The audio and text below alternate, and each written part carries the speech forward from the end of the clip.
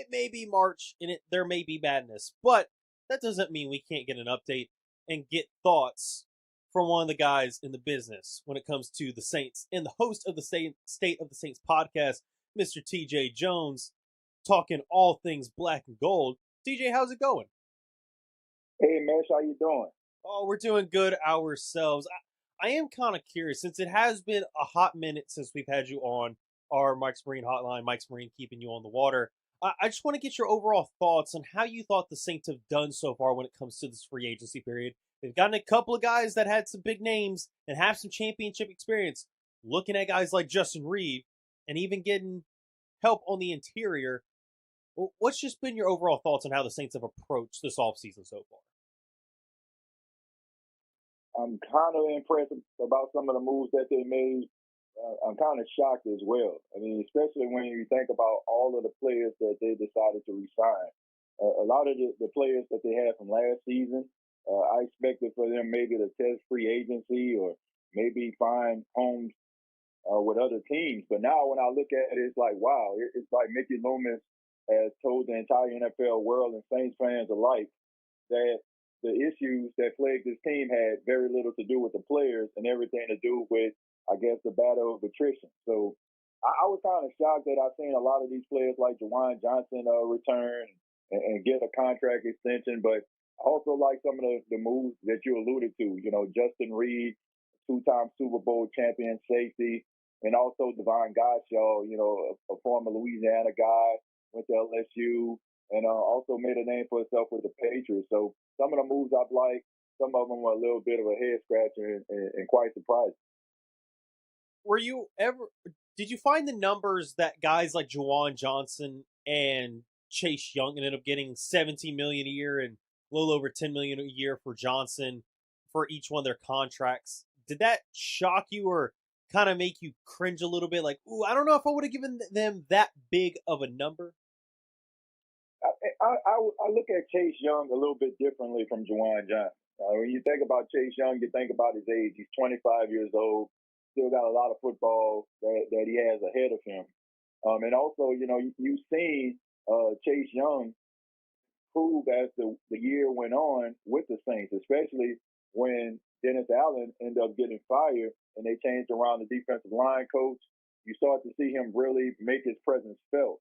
I think in his new 3-4 defense, you need someone like Chase Young that can stand up as well as put his hands on the ground and be able to do some things defensively. So I think that his athleticism, is going to be worth the price tag. But when it comes to Jawan Johnson, I mean, it's been a guy who has a lot of potential. The word potential has been tossed around quite a bit with Jawan Johnson.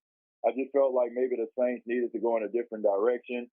It wasn't like he just took the league by storm last season. It was just a matter of a lot of guys being down, and he was a starter, so he got most of the targets. I would have went with maybe Tyler Warren, tight end out of Penn State, a rookie, a guy that you can just bring in and make a part of this offense. When it comes to the wide receiver position, it is my favorite position, and there's been a lack of addressing when it comes to the Saints hitting on that so far this offseason. Chris Olave and Rashid Shaheed are clearly the number one and two options on the outside. They did end up getting Velus Jones last weekend. However, I'm not expecting too much from him if he even makes the roster, because if anything, he's been more productive in the running game and seems to be getting more of a role in special teams. Right. Yeah, I mean, I look at this wide receiver room. They definitely to improve. I think that we had these conversations. I can remember being on a show around this time last year, and the biggest concern that I had was Chris Olave and Rashid Shaheed staying healthy because there was such a huge drop-off. I think the Saints need to address the wide receiver position. You got two athletic guys in the wide receiver room. I think you need that big body wide receiver, the guy that can get those yards after the catch, a guy that's not afraid to go over the middle, and he demands a double team. I mean, you look at Tedoroa McMillan out of Arizona. You look at Jaden Higgins out of Iowa State, two big body guys. I mean, that's just kind of the way that the NFL is going. You look at Devontae Smith and A.J. Brown for the Philadelphia Eagles. I mean, I just think that you need that big target And I think that needs to be the focus when it comes to the wide receiver position. You brought up a couple of options there as a big body receiver, especially a young one going into this 2025 NFL draft in late April. Another guy that's actually a local product for us, Trey Harris out of Ole Miss, feels like that would be something that would actually kind of be par for the course, since the Saints have gotten so many guys that have either had relations to the Saints before or have that Louisiana connection. Do you think that Trey would be a good fit for the Saints if they were to take him in, say, somewhere in day two, whether it's the second or third round? Oh, absolutely. On one of the mock drafts that I did, I had Trey Harris going to the Saints in the second round. I was just using McMillan and also Higgins as an example. But yeah, Trey Harris he's the real deal, man. He's super athletic. He has really good speed. He can get those yards after the catch. I definitely feel like he can be a really good addition to the New Orleans Saints. But regardless of who they select, Mesh, it has to be someone that can be that number one guy. No disrespect to Chris Olave, but I just feel like he's not that top shelf number one guy. I just think that he's just number one when it comes to the wide receiver room with the Saints. But I do feel like you need that guy that can possibly emerge as that number one guy, because it will make Chris Olave be more effective going with those one-on-one matchups, because he's going to win them every time. How do you feel about Shaheed as staying potentially as that number two? Because the more and more I think about it, since Velus Jones was making a role in the special teams, and Dante Pettis, once Shaheed went down for the year with his injury, he ended up being more of a punt returner for the Saints as well. Since those guys are also options as return men as well as Shaheed, could you see Shaheed taking a backseat role for special teams and focusing more on being a dominant wide receiver in this offense? I can see a possibility of that happening, but find somebody that can replace him as far as his dynamic ability. I mean, Rashid Shaheed is one of the best special teams players in the NFL. I mean, he was a first team All Pro on special teams in his rookie season. And, he's just an incredible guy, when it comes to that role. I think that as long as he is as effective as he is, the Saints are going to look at him in that special teams capacity. But I mean, as far as him being a wide receiver, we definitely have seen him over the last couple of years, be that target. I mean, in crucial situations, he has been the guy that Derek Carr has looked to for those big time plays, rather seal the deal or maybe get into field goal range. So he definitely is somebody that you can utilize. But I just think as long as he is as special as he is on special teams, I don't think they're going to, find someone unless, that person just is special in their own right. Talking with TJ Jones of the State of the Saints podcast. He joins us here on RP3 and Meche. All right, TJ, I've said for a while that they need to address left guard and finding a starting left guard. Will Clapp can maybe, handle stuff in a pinch, but that is an area of weakness. I also think cornerback number one is an area of weakness now that Adebo's left as well, and you traded last year.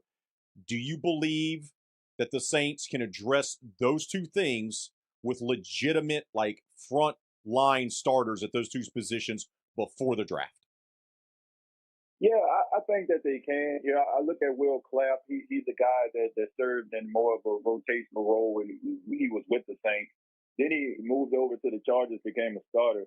I think that if the season was to begin today, he probably would be the left guard starter. But I don't think that you want to go into the season just with him, as your left guard. At least not bring someone in to try to compete for that role. I mean, but there are some very talented young guys that they can actually draft. I mean, we know that sometimes those diamonds in the rough can be in those later rounds. I mean, the Saints have had some, guys like Jari Evans, Jamar Bushride. Like, if you do your homework, you can find one of those guys. And, there's a few players that, I could just think about, right offhand, that maybe be there. Johnny Cornelius, he's a guy that's coming out of Oregon. A really talented guy, really good athleticism, probably will be there for you around the third round. And there's so many others, so I think that you're probably going to go into the season maybe looking at Will Clapp as the starter, but I think you can draft someone in those later rounds to maybe compete for that left guard position. What about corner? Because if you're rolling out Kool-Aid McKinstry year 2, Alontae Taylor year 3, that's probably going to be an issue, especially knowing how Alontae struggles when he's on the outside. What do you do there? Well, I think that's the reason why the Saints decided to bring back Isaac Yiadom. He did a really good job. When Marshawn Lattimore went down, he served the role. As a matter of fact, he ended up getting himself paid with the 49ers. Now, it didn't pan out the way that he anticipated, but, that's somebody that provides depth. But there are some guys in the draft as well. If you want to take that 9th pick, maybe go after Will Johnson if he's there, if he's available. Also, there's some guys maybe you can get in the later rounds, that you can address that position. Zay Alexander out of LSU. So, I think that they're going to possibly, draft someone maybe in those later rounds. But it wouldn't surprise me at all if Will Johnson is the guy that ends up hearing his name called. This guy's an incredible cornerback. Outside of maybe Travis Hunter, he's the most dynamic one. This isn't a very deep class when it comes to cornerbacks. It's pretty top heavy.